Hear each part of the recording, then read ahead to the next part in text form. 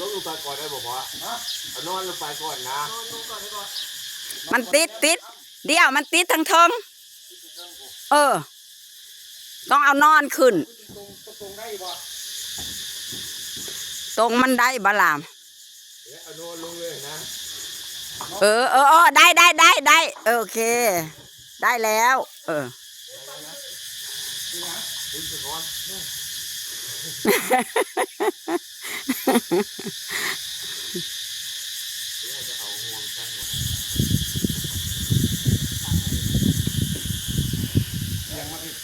เอาปลามือตัวบอยอยู่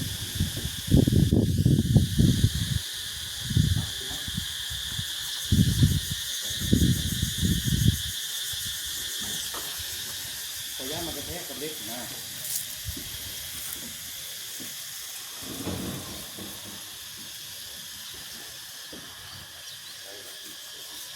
ปุ๊บจะโจมปากมันกลายเป็นลึก